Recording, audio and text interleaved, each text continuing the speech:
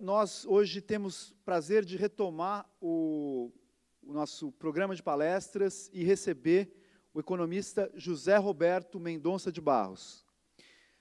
José Roberto Mendonça de Barros é membro do Conselho Consultivo da FEBRABAN, articulista do Estado de São Paulo e fez parte de vários conselhos de administração e consultivo, tais como BMF Bovespa, Frigorífico Minerva, Banco Santander, Grupo Estado de São Paulo, Tecnisa e Pão de Açúcar. Ele desenvolveu e estruturou o projeto do Novo Mercado para a Bovespa e, de 2001 a 2005, foi membro do Comitê Estratégico da Companhia Vale do Rio Doce. Em 98, recebeu o prêmio Economista do Ano e, de 95 a 98, foi secretário de Política Econômica do Ministério da Fazenda. Mendonça de Barros foi professor de Economia na Universidade de São Paulo de 67 a 2002 e, em 78, fundou a MB Associados, que é uma empresa de consultoria econômica que atende cerca de 50 das maiores empresas e instituições financeiras brasileiras, especialmente no setor do agronegócio. Ele é economista, tem doutorado em economia pela USP e pós-doutorado por Yale. O seu último livro publicado foi Crescer Não é Fácil, 2012, que é assunto da palestra de hoje. Chamo ao palco, então, o economista José Roberto Mendonça de Barros. Então, o que nós combinamos é que exatamente pegar um pouco desse mote, né, de que se o Brasil volta ou não volta a crescer. Por que isso? Porque realmente crescer não é fácil. Né? Nós tivemos aqui, a partir de 2014 até o ano passado, uma crise sem precedentes. Nós medimos o PIB brasileiro desde 1900 e nunca existiu uma crise tão profunda quanto essa. Nem em 1930, 31 foi uma coisa tão forte. A renda per capita, o PIB per capita, em 3 anos e pouquinho, caiu 10%. Na experiência internacional de crescimento econômico, só guerras produzem esse resultado. Num país grande. Países pequenos, como aconteceu agora com o furacão, com as ilhas do Caribe, podem sofrer até mais do que isso por um fenômeno natural, um terremoto, mas países grandes como o Brasil não têm precedentes de ter perda tão concentrada no tempo, em tempos de paz e sob uma democracia. De modo que essa pergunta é totalmente procedente, porque nós vivemos um período realmente de extraordinária dificuldade. Para falar disso hoje, eu me sinto mais à vontade, né, porque a minha resposta hoje é positiva. Né? O Brasil tem todas as condições de voltar a crescer de forma mais ou menos sustentada. Vai ser um desafio bastante grande. Né? Isso passa por 3 ou por 4, pelo menos, capítulos, né? O primeiro dos quais que é sair da recessão. Né? E muita gente, muitos colegas, muitas pessoas, muitos analistas, até hoje tem dúvida se sairemos ou não da recessão, e a nossa resposta na MB é inequivocamente sim. Né? Entretanto, voltar a crescer não garante, como nós aprendemos recentemente, sustentabilidade. Né? A lição dessa crise muito profunda, que são muitas lições, mas 2 delas são claras. Né? Em 2010, o Brasil cresceu 7,5%. No final do governo do ex-presidente Lula, claramente foi colocada muito vapor, muita pressão para a economia crescer rápido, por intenções políticas, né? E crescemos 7,5%, que é um número respeitável.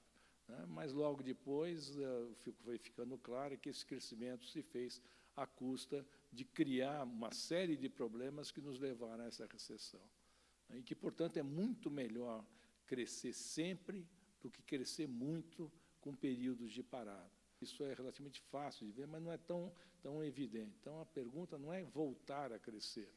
Voltar a crescer por um período curto de tempo é perfeitamente possível e nós voltaremos a crescer. O nosso desafio é voltar a crescer de forma sustentada, sob o regime democrático e sendo capaz de responder às principais questões da sociedade. Eu não imaginava que a crise seria tão profunda quanto ela foi. Né? Mas pelo menos, eu acho que nós temos condições de fazer isso, e se nós soubermos reforçar essa saída do crescimento, com mais 2 ou 3 coisas, nós podemos ter um trilho de sustentabilidade, né? Então, o que eu pretendo mostrar para vocês é, primeiro, por que nós vamos sair do buraco e crescer bem, especialmente no ano que vem. Segundo, o que precisa acontecer simultaneamente, né, para que esse crescimento possa ser sustentável.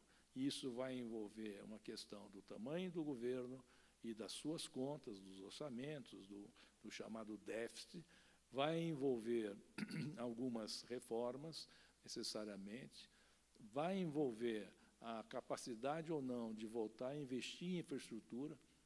Isso todo mundo vê, né, na rua, na estrada, em qualquer lugar, a precariedade da nossa infraestrutura, e, finalmente, vai envolver a eleição do ano que vem, que é a maior das dúvidas, né?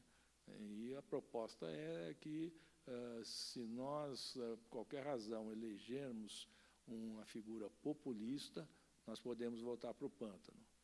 Por outro lado, sem pensar em nomes, se eleger alguém, né, que minimamente compreenda a necessidade dessas reformas, aí sim, eu acho que em 19 nós podemos entrar numa fase de crescimento sustentado. Está longe de garantido, mas ele pode ser, não é fácil, mas ele pode ser atingido. E eu vou tentar convencê-los disso. Não é fora de propósito a gente conseguir, a despeito de todas essas coisas, atravessar essas barreiras, né, e a gente realmente conseguir entrar num crescimento sustentável. Se isso acontecer, nós vamos falar de 10 anos de crescimento.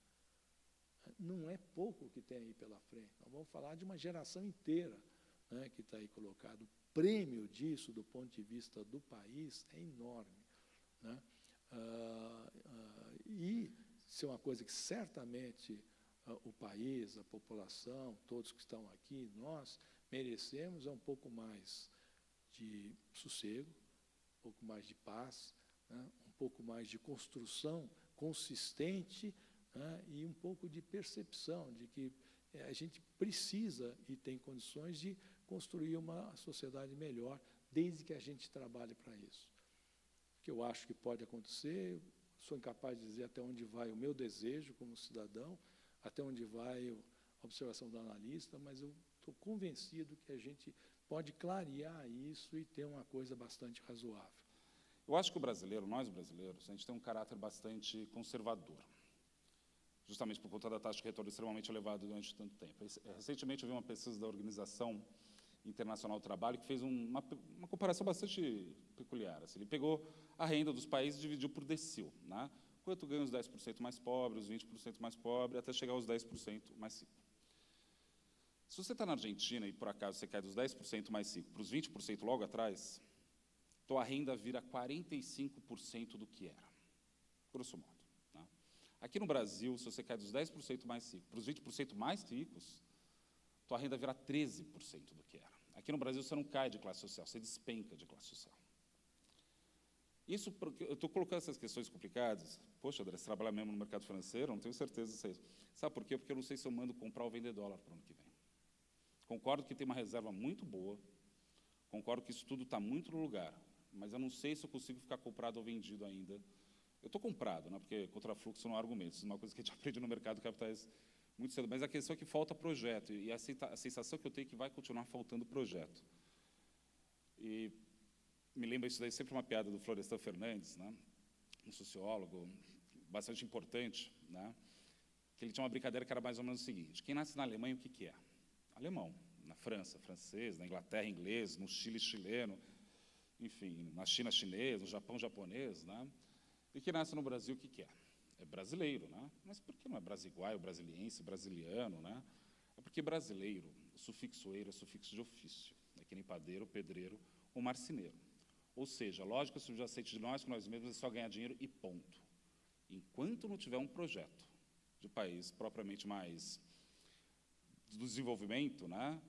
E eu acho que tem muita coisa para ser feita, acho que a gente vai continuar patinando. E, infelizmente, eu acho que os populistas